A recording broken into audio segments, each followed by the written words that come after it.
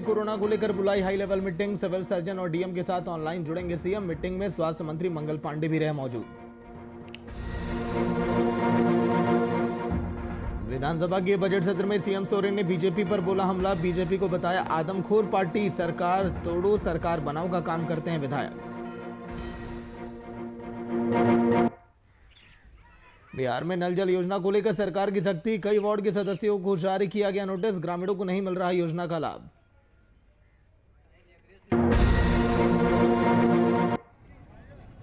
BCCL के भोरा कुलहरी में नाकेबंदी। मुआवजे की मांग को लेकर नाकेबंदी। कोयला उत्पादन और ट्रांसपोर्टेशन पूरी तरह ठप।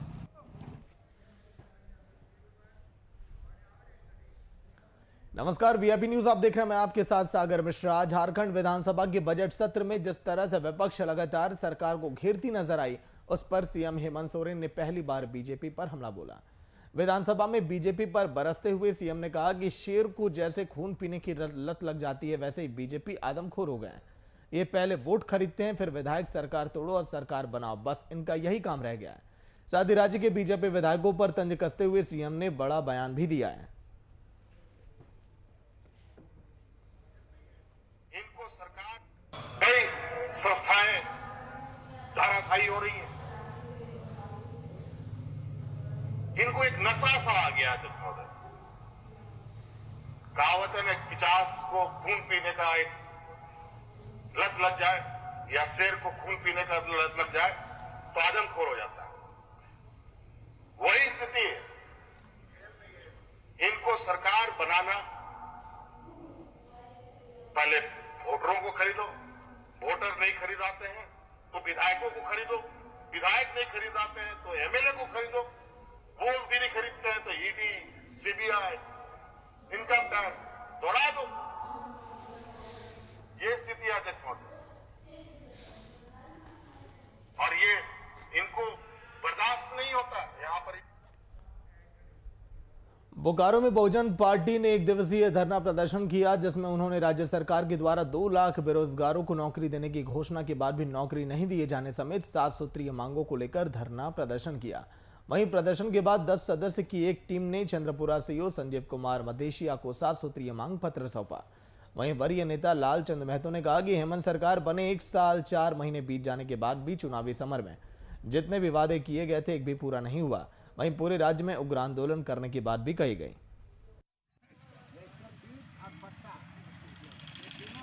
हम लोग जो है बोकारो जिला के लगभग अधिकतर प्रखंडों में अंचलों में हम लोग एक दिवसीय आज यहाँ किसानों का धरना दिया जा रहा है। किसानों का धरना देने में मैं 3 जगह से होकर आ रहा हूँ। बेरमो, आपका नावाडी और अभी चंद्रपुरा में हम लोग हैं। इसका मुख्य मुद्दा है आज के धरने का कि रघुवर सरकार के समय से लेकर के रघुवर सरकार ने गरमजरवा जमीन का जो अधिकार रैयतों से छीना है, तो वो जो गरमजरवा जमीन का अधिकार छीना है उसके विरुद्ध पूरे राज्य में जो रैयत है, किसान है, बीजेपी को ठुक। और बिहार में नल जल योजना को लेकर सरकार के सख्त तेवर अक्सर देखने को मिलते हैं। ऐसा ही मामला घुसवारी प्रखंड की कुम्हरा पंचायत से सामने आया, जहां पर इस योजना के काम पूरा नहीं होने पर कई वार्ड सदस्यों और वार्ड सचिव को नोटिस भी जारी किया गया।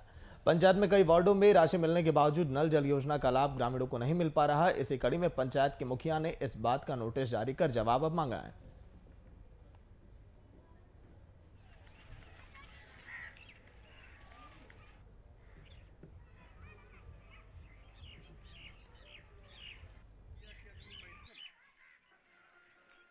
हमने मुख्यमंत्री 7 निश्चय जो योजना चला है उसमें हर एक वार्ड में पैसा ट्रांसफ़र कर दिए हैं और है 15 वार्ड में करीब 14 वार्ड में हमारा जो है ग्राम पंचायत कुम्हरा में हर घर पानी चल रही है। मुन्ना प्रसाद संवाददाता फोन लाइन पर। मुन्ना, नल जल योजना को लेकर सरकार की सख्ती लगातार देखी जा रही है, तो ऐसे में क्या कड़ाई अब की जाए कि लोगों को इसका लाभ मिले? मुन्ना शर्मा। देखिए, निश्चित रूप से पूरे बिहार की बात है, मोकामा घोसवड़ी की बात है, तो हर घर नल जल योजना पूरी तरह से लूट खसोट का पर्याय बना हुआ है। इसी कड़ी में जब आज हमने घोसवड़ी प्रखंड के कुमड़ा पंचायत का दौरा किया तो वहां पर हर घर नल जल योजना कई बार में पूरी तरह से फ्लॉप है। कहीं बोरिंग गाड़ा हुआ है तो कहीं पाइप सिर्फ बिछा हुआ है, लेकिन पानी का कहीं नामो निशान नहीं दिख रहा है। कहीं किसी बार में पानी मिल रहा है तो टावर नहीं लगाया गया है। एक तरह से कहें तो पैसे की निकासी हुई और बंदरबांट कर ली गई है।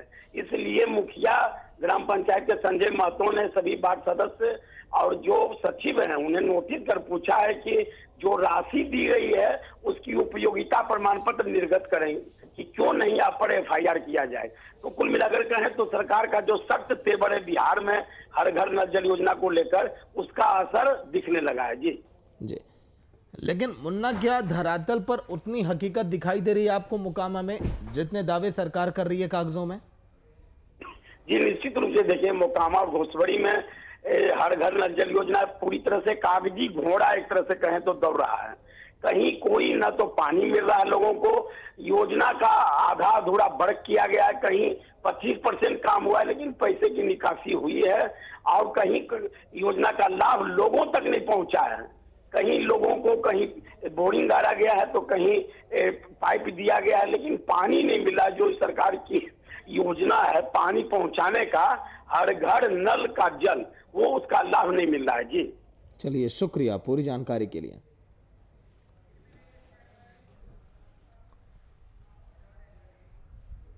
BCCL एरिया 11 के भौरा कुलेरे में स्थानीय रहतों ने मुआवजे की मांग को लेकर नाकेबंदी कर दी। साथ ही कोयला उत्पादन और ट्रांसपोर्टेशन को पूरी तरह ठप कर दिया। बीते कई सालों से यहां के स्थानीय लोग अपने जमीन के बदले मुआवजे की मांग कर रहे हैं, लेकिन जमीन ले लेने के बावजूद जमीन मालिकों को मुआवजे का भुगतान नहीं हुआ, जिसे लेकर आज पूरे एरिया को नाकेबंदी भी की गई।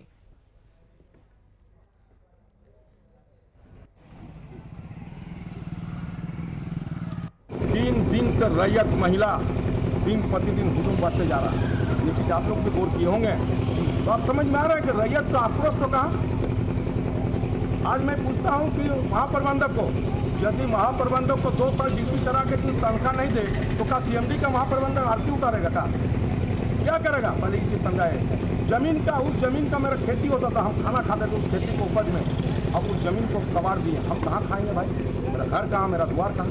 लोकतंत्र में सबको जो है अपना अपना अधिकार है आंदोलन करने का, अपना बात रखने का। मेरा जो है जमीन दिया है, हम अपना बात जो है संवैधानिक रूप से रख रहे हैं। सुनना नहीं सुनना उसका काम है, नहीं सुनेगा तभी तो हम लोग आज रोड में आया था। किस तरह से उपायुक्त महोदय का आदेश दिया जाता है BCCL प्रबंधक? उपायुक्त महोदय का आदेश है, और उसको भी जब मान ली BCCL नहीं मान रहा है तभी ना मजबूरी में आज हम लोग यहाँ है। क्या लगता है BCCL मंशा क्या है? BCCL का मंशा ठीक नहीं है। ठीक यदि रहता तो आज हम लोग यहाँ आने की जरूरत ही नहीं पड़ती।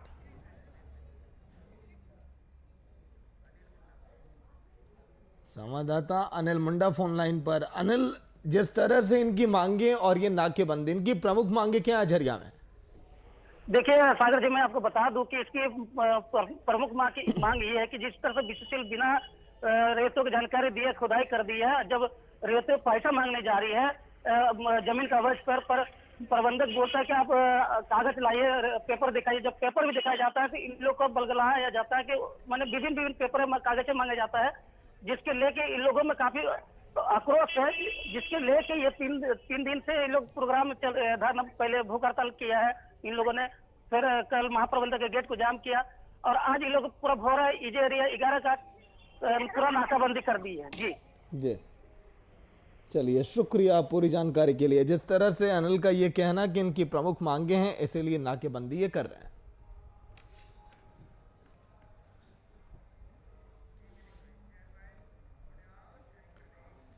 और देश में बढ़ते कोरोना के मामले को देखते हुए झारखंड सरकार ने जमशेदपुर में विशेष चेक इन अभियान चलाया, जहां भीड़-भाड़ वाले इलाकों में लोगों को मास्क पहनने की नसीहत दी जा रही है। साथ ही भीड़ से बचने को लेकर भी कहा जा रहा है ताकि कोरोना के प्रकोप से लोगों को बचाया जा सके। लोगों की लापरवाही के कारण कोरोना फिर से पैर अब फैलाते हुए दिखाई दे रहा है।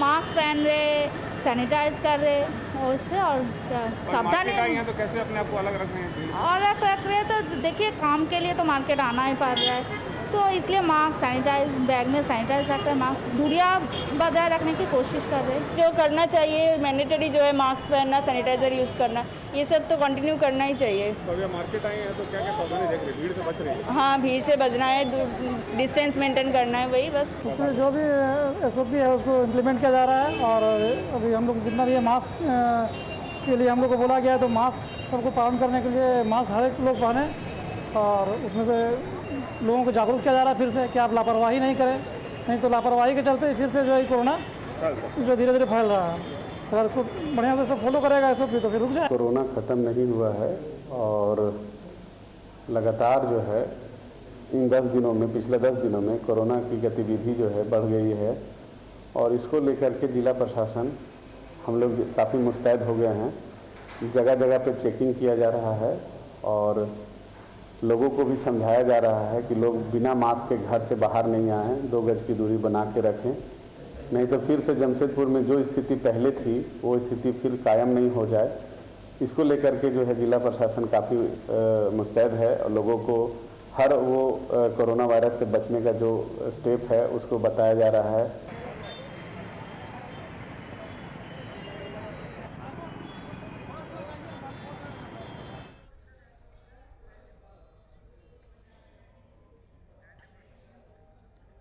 लोगों को मास्क पहनने की लगातार नसीहत अब दी जा रही है ताकि लोग कोरोना से बचें।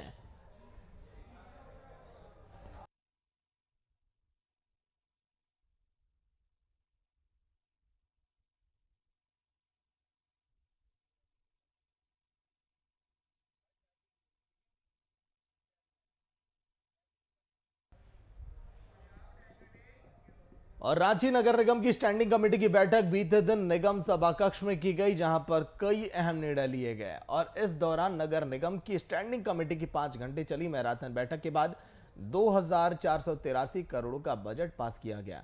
स्टैंडिंग कमेटी की बैठक में क्या कुछ हुआ, देखिए आप रिपोर्ट में।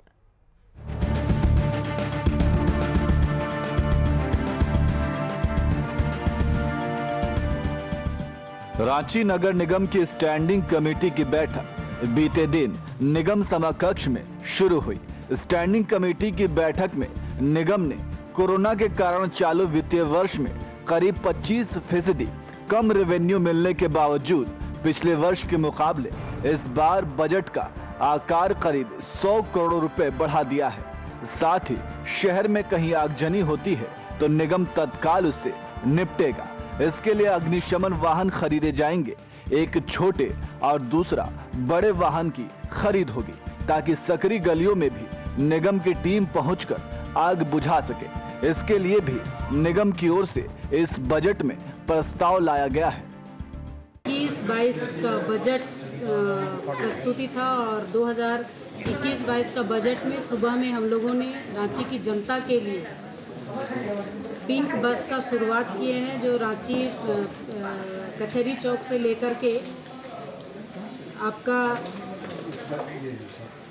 बिरसा चौक तक चलेगी और उनमें पूरी तरह से महिला का सुरक्षा को ध्यान में रखते हुए हम लोगों ने महिला कंडक्टर भी रखे हैं और ये बस विशेषकर बजट के समय महिलाओं के लिए स्पेशल हम लोगों ने किया है। चालू वित्तीय वर्ष का बजट 2262 करोड़ रुपए था। बजट में निगम को आर्थिक रूप से मजबूत बनाने के लिए हर घर से होल्डिंग टैक्स वसूलने, वाटर कनेक्शन देने और सभी व्यवसाय के लिए ट्रेड लाइसेंस अनिवार्य करने पर जोर दिया गया है।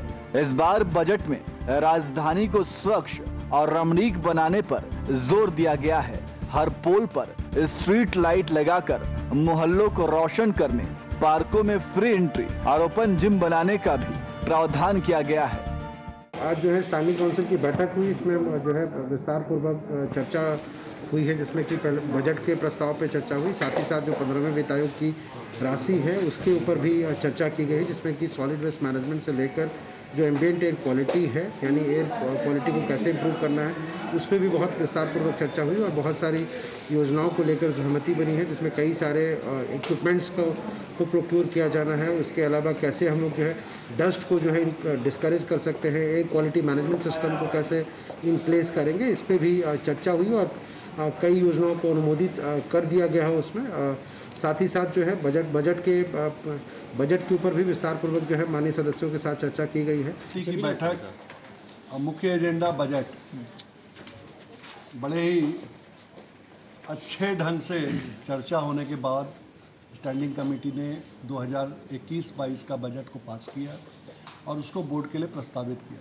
इस बार के बजट में 2-3 चीज़ों को ध्यान दिया गया है और जिस पर सभी माननीय सदस्यों ने नगर आयुक्त से कहा भी है कि उसका रिजल्ट कैसे ठीक आए, उसको आप जरूर देखें। रांची को प्रदूषण फ्री सिटी बनाने के लिए साइकिलिंग और पब्लिक ट्रांसपोर्ट पर फोकस किया गया है। इसके लिए केंद्र से 15वें वित्त आयोग से मिलने वाले 50 करोड़ रुपए से प्रमुख सड़कों में पाथवे बनेगा। साइकिल कॉरिडोर और रोड मार्किंग भी की जाएगी।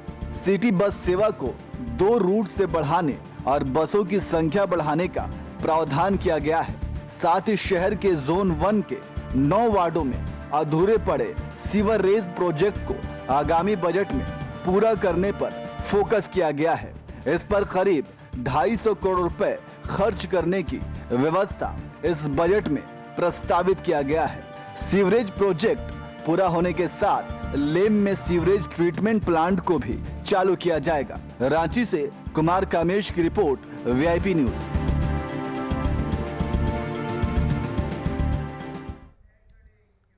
खेल और युवा मंत्रालय की ओर से अमृत महोत्सव के अवसर पर सेंट कोलंबा महाविद्यालय हजारीबाग के एनएसएस स्वयंसेवकों ने साइकिल रैली का आयोजन किया।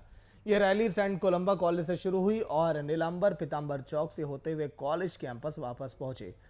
इस दौरान संत कोलंबस कॉलेज के प्राचार्य ने बताया कि एनएसएस ने आज साइकिल रैली निकाली और पूरे हजारीबाग में घूम घूम कर लोगों को यह संदेश देने का काम किया गया।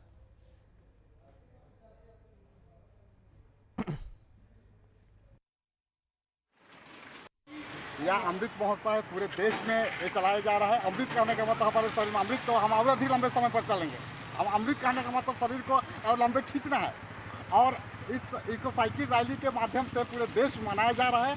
और इसके तहत में एनएसएस की इकाई के द्वारा सेंट कोलंबा महाविद्यालय की ओर से व्यवस्था की गई है कि हम लोग साइकिल रैली निकाल करके शहर को हम लोग संदेश दें कि साइकिल चलाना स्वास्थ्य के लिए लाभदायक है।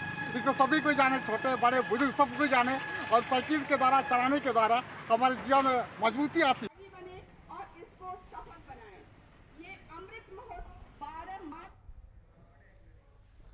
रंगों के त्योहार होली को लेकर हम उम्र के लोगों में उमंग की लहर दौड़ी है। उत्साह और उल्लास के रंग में सभी डूब चुके हैं। राजधानी रांची में होली को लेकर बाजार रंगीन हो गए। हालांकि कोरोना वायरस को लेकर दुकानदार थोड़े सहमे हुए हैं। वहीं लोग बाजार में अपनी अपनी पसंद की खरीदारी करने पहुंचे, इसलिए दुकानदारों ने भी ग्राहक की पसंद के अनुरूप सामान सजा रखे हैं, जैसे कि ग्राहक अपनी पसंद के सामान वहां पर खरीद सकें।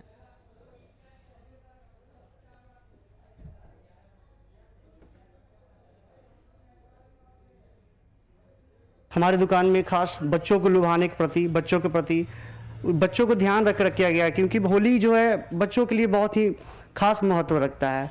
बच्चे एक समय तलाश करते हैं। हम भी जब बचपन में थे फील करते थे कि होली आए, होली को अच्छे से मनाएं, उसको देखें क्या है। रंगों का त्यौहार है, इसमें कोई रंग का मतभेद नहीं किया जाता है, सभी एक मिलजुल के रहते हैं। देख सकते हैं बच्चों के लिए तरह तरह की चीज़ें आप देख सकते हैं। जहाँ नज़र दौड़ाइएगा सारा खास ही है। आप देख रहे हैं कोई भी आइटम, जैसे कि बच्चों की पिचकारी, इसमें रंग बिरंगे वो रंग भर कर तरह तरह की खुशियाँ बटोरते हैं, बिखेरते हैं। टोपी, सब रंग बिरंगी दुनिया है। हमारी ये दुकान सिर्फ होली पिचकारी दुकान नहीं है, खुशियों की दुकान है ये।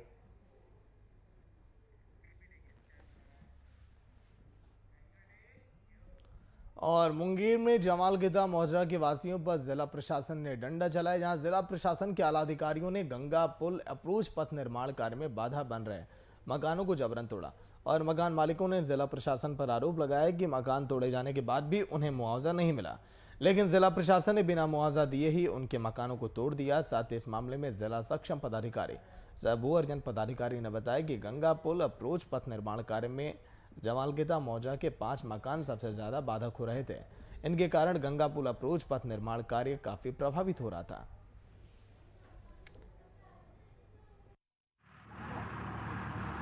हमको मुआवजा घर का दिया है ना जमीन का दिया है, बलजबरी प्रशासन को खड़ा करके हमारा घर तोड़ा जा रहा है। ये सरकार का बहुत गलत न्याय है। कितने घरों का तोड़ा जा रहा है? आज 3 से 4 घर तोड़ा जा रहा है। जिसको किसी को मुआवजा नहीं मिला है, सिर्फ घर का थोड़ा बहुत दिया गया, वो प्रलोभन में दिया गया है, उसके अलावा घर तोड़ा जा रहा है। कितना दिया गया प्रलोभन में? प्रलोभन में क्या 2 लाख 1 लाख किसी को दिया है, जैसा जो है वैसा करके दिया है उसको। पिलर नंबर गंगा रेल सड़क पहुँच पथ में पिलर नंबर 17 के पास हम लोग का 5 मकान था, जिसको हम लोग नोटिस किए थे आप हटा लीजिए, और उसमें कुछ लोग मुआवजा लिए हैं, बाकी लोग नहीं हैं। उनसे अकाउंट नंबर मांगे, वो देंगे तो उनको भी हम लोग मुआवजा दे देंगे। मकान का जो भी एक्स ग्रेशिया पेमेंट उसी को हम लोग हटाने के लिए आए हुए हैं सब लोग। अभी कितना मकान हटाया जा रहा है? 5 मकान हटाना है, ऊपर में हम लोग लगे हुए हैं, तो हट चुका है, बाकी रेस्ट हम लोग हटा रहे हैं।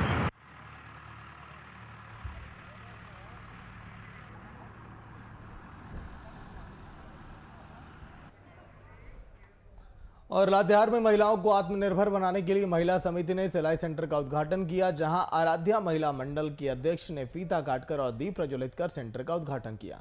वहीं महिलाओं को संबोधित करते हुए इंदु चौबे ने बताया कि सिलाई सेंटर खुलने से महिलाओं को इसका भरपूर लाभ मिलेगा, जो आने वाले कल में एक रोजगार के रूप में उभर कर सामने आएगा। साथ ही वहीं विशाखा सिन्हा ने बताया कि हमें लड़कियों को उच्च शिक्षा देनी चाहिए और अपने पैरों पर उन्हें खड़ा होने के लिए घर के काम के अलावा सिलाई कढ़ाई का काम भी सिखाना चाहिए। कहाँ से शिक्षा देना शुरू करेंगे, उनकी शुरुआत कहाँ से होगी? इससे महिलाओं को बहुत लाभ होगा। ये एक सिलाई प्रशिक्षण केंद्र है, ये सीख के महिलाएं काफ़ी आगे बढ़ेंगी, आत्मनिर्भर बनेंगी। और ये कार्य हमारी CMD भाभी जी के निर्देशानुसार हो रहा है। ये बहुत ही सबके उज्जवल भविष्य के लिए, क्योंकि गांव में रहती हैं ये लोग, तो काफ़ी अच्छा काम करके खुद से कमा सकती हैं, आत्मनिर्भर बन जाएंगे।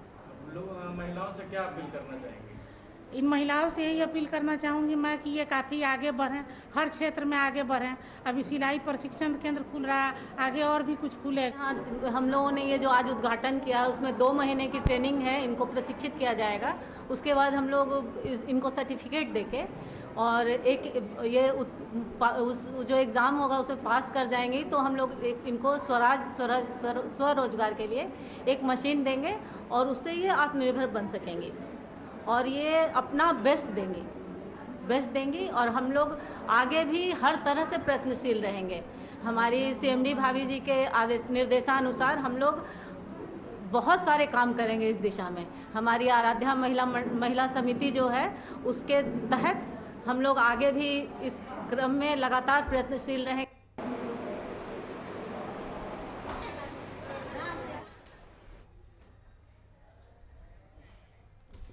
औरंगाबाद की रफीगंज PSC केंद्र पर टीबी मुक्त हस्ताक्षर अभियान चलाया गया। यह अभियान सामुदायिक स्वास्थ्य केंद्र के प्रांगण में टीबी हारेगा देश जीतेगा के स्लोगन के साथ चलाया गया।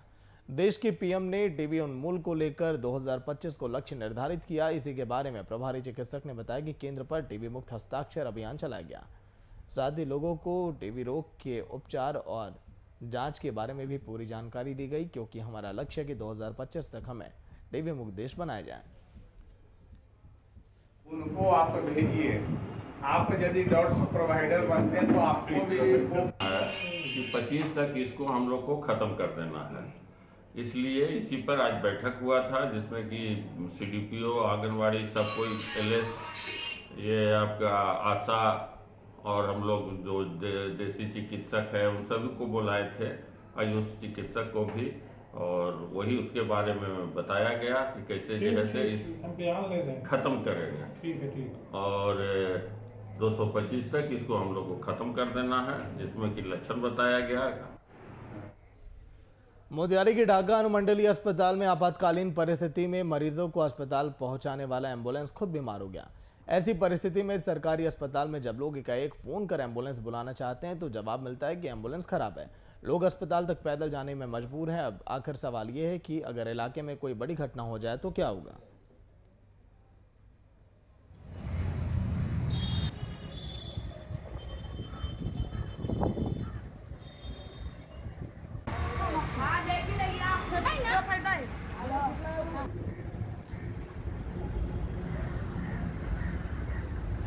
लेकिन प्रशासन कब सुध लेगा? देखिए ये हालात हैं प्रदेश की स्वास्थ्य व्यवस्था की। एम्बुलेंस जब खुद ही बीमार रहेगा तो फिर भला बीमार नागरिक कैसे पहुंचेगा अस्पतालों तक? बाढ़ की ठाकुरबाड़ी के गेट का ताला तोड़कर बीती रात चोरों ने मंदिर से भगवान राम, सीता और लक्ष्मण की मूर्ति की चोरी कर ली। सुबह जैसे ही ग्रामीणों की नजर मंदिर के टूटे ताले पर पड़ी तो लोगों ने तुरंत अंदर जाकर देखा कि वहां से भगवान की मूर्तियां गायब हैं। इसकी सूचना अतमलगोला पुलिस को दी गई। वहीं पुलिस घटनास्थल पर पहुंची और मामले की जांच में जुटी है।